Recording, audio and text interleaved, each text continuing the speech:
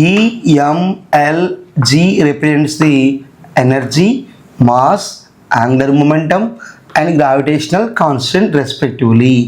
The dimensions of E into L square by m to the power of 5 g square will be that of.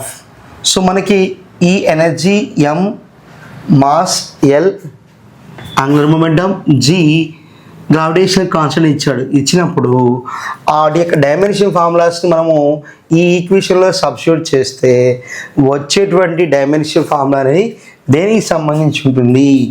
మనకి యాంగిలా, length, మాసా, time అని 4 ఆప్షన్స్లో ఒకటి select చేసుకోమంటున్నాడు. ఓకేనా? So ఇక్కడ first thing వచ్చేసి మనకి ఈయన ఏమన్నాడు? ఈని ఎనర్జీ అన్నాడు. డైమెన్షన్ ఫార్ములా ఏంటి? ML² T inverse 2. Okay. And next mass ఏమన్నాడు? మాస్. సో మాస్ యొక్క dimension formula M. Next L అంటే ఏంటి? Angular momentum.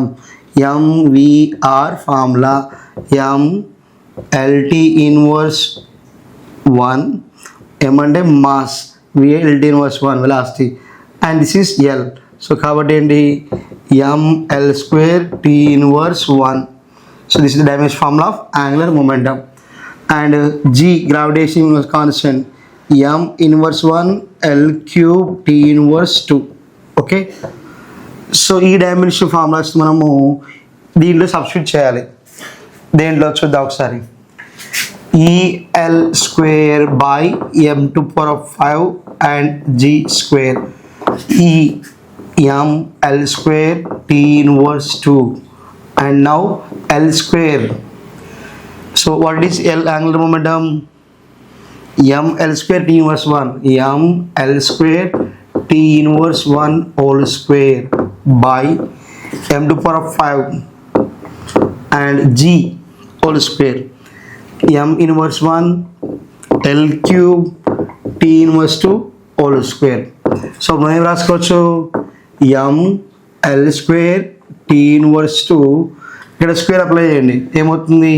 M² L to the power of 4 T to the power of -1 by m to the power of 5 m to the power of -2 L to the power of 6 -2 into 4 -4. So ఇప్పుడు వీటిని పైకి తీసుకురండి. M ఇక్కడ పక్కన M² పక్కన రాస్తున్నాను. ఇక్కడ ఈ m to the power of 5 -5 వస్తుంది, -5, and m to the power of -2 పైకి వస్తే +2. నెక్స్ట్ ఇక్కడ L² ఉంది కదా, L². ఇక్కడ L to the power of 4 and ఈ పైకి వస్తే L to the power of -6 అవుతుంది. Next T to the power of -2, T to the power of -1 and T to the power of -4 పైకి వస్తే +4. క్లియర్? సో ఇప్పుడు చూడండి, M bases same ఉన్నాయి కాబట్టి మనం వాటిని ఎక్స్పోనెంట్స్ యాడ్ చేయవచ్చు. So 1 + 2 -5 +2. Okay. Next L +2 +4 -6 T to the power of -2 -1. Okay. Here -1 whole square means what? Here -2. Okay. Then what you can add here also is -2. Okay. So then -2 +4. Clear? Then you can write M 1 + 2 3 3 + 2 5 5 -5 L to the power of 2 + 4 6 -6 and T to the power of -4 +4. Then what you can write? M to the power of 0 L to the power of 0 T to the power of 0. It is a dimensionless quantity. So ఏవైతే మనకి ఇది వస్తుందో అది dimensionless quantity అవుతుంది. So ఇక్కడ మనకి length dimension formula ఏంటి? L. కాబట్టి డైమెన్షన్ ఫార్ములా ఉంది కాబట్టి wrong option. Mass capital M రాస్తాం, dimension S. Time T. Clear? So కాబట్టి ఈ 3 డైమెన్షన్స్ ఉన్నాయి కాబట్టి ఈ 3 మనకి ఆన్సర్ కాదు.